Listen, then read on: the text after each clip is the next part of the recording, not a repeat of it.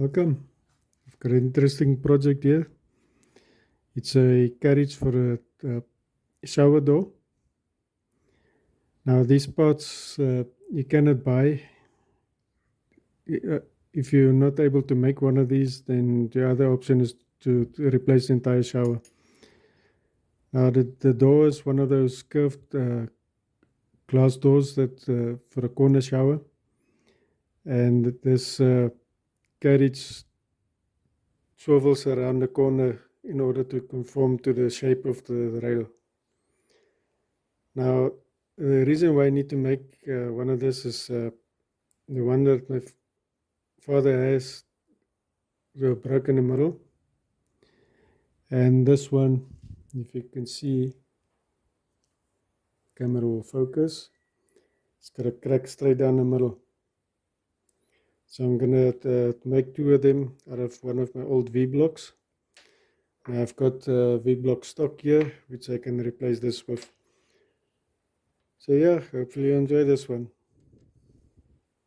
First I'm gonna cut it to length, this width here.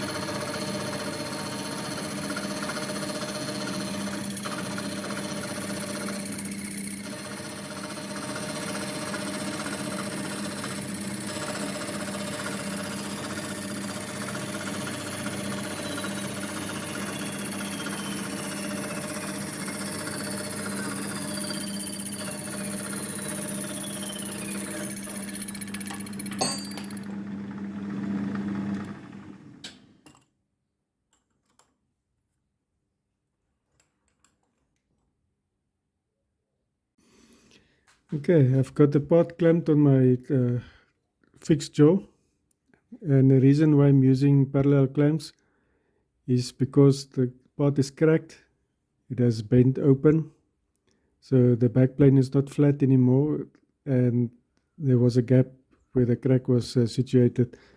So in order to close up the gap, I've clamped it with the two parallel clamps, close up the gap, and then give me a true reference from the pin back to the back of the vice jaw. And the hole is an 8mm hole, so I've got it reasonably well centered, and my DRO is zeroed. So the reason for doing this way is I need to drill the hole, and I'm going to use that hole to mark out the positions where I need to do this cutout here with the ball mills. So let's see.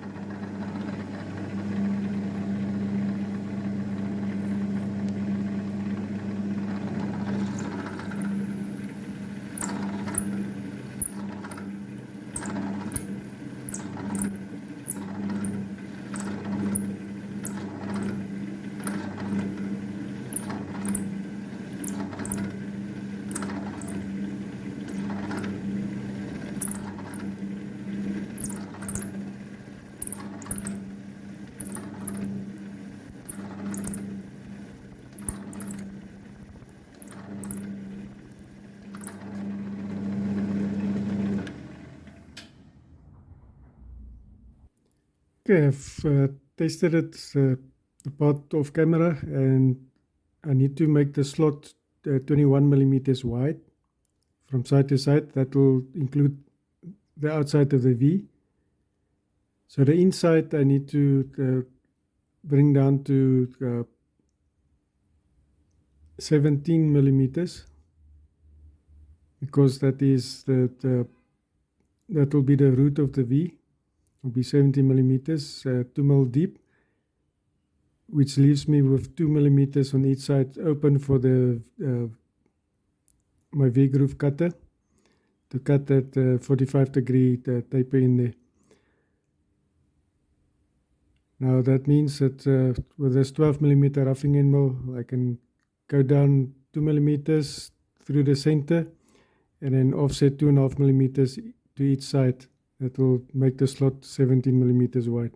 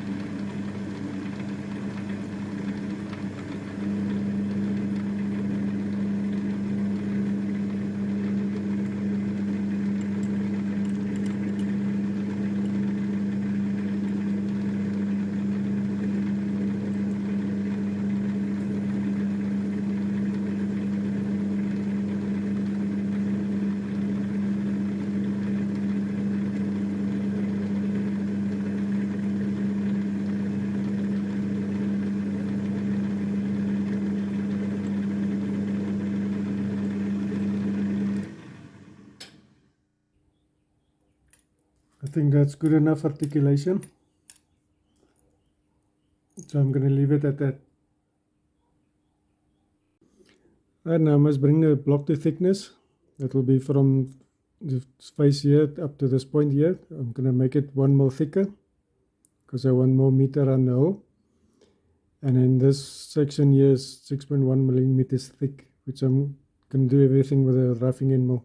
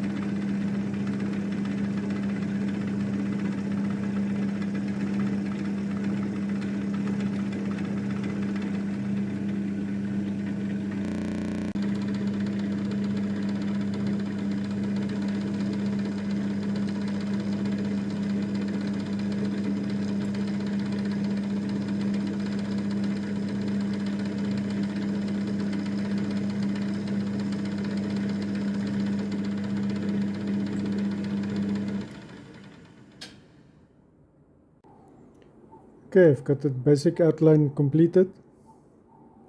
As you can see, it's a little bit thicker at the bottom.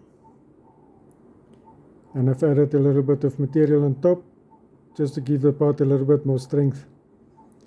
Then came in with a half ball mill on the side to give me a corner radiuses here so that it increases strength of the part.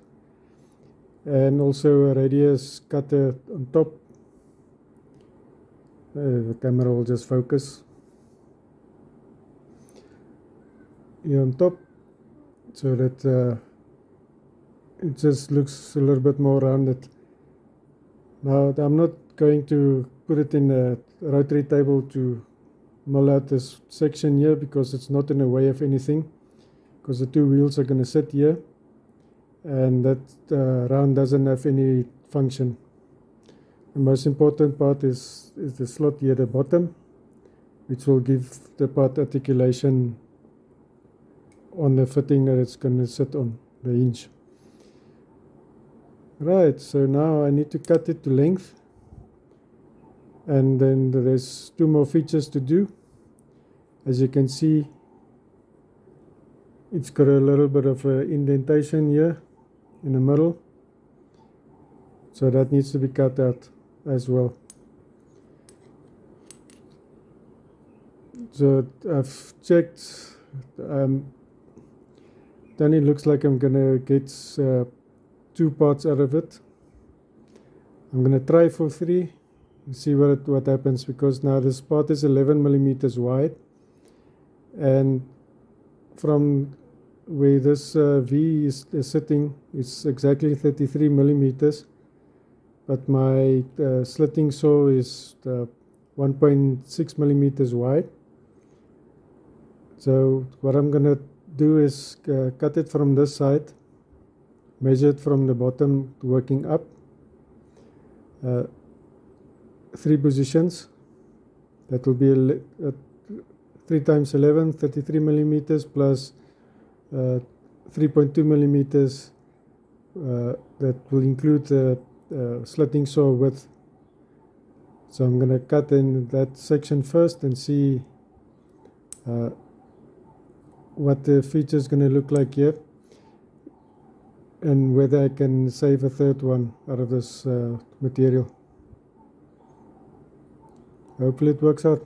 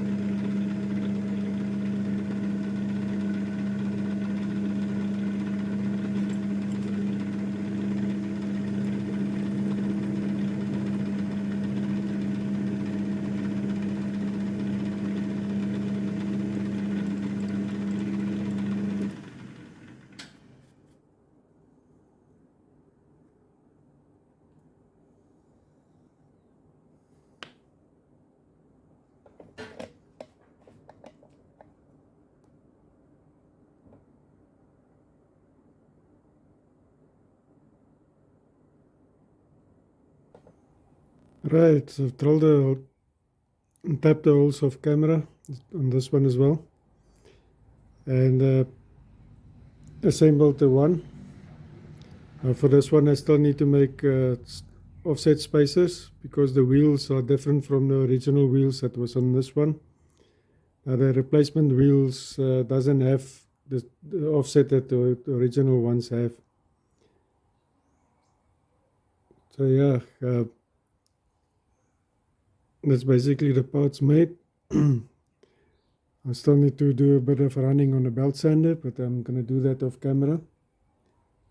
So yeah, I hope you enjoyed this one.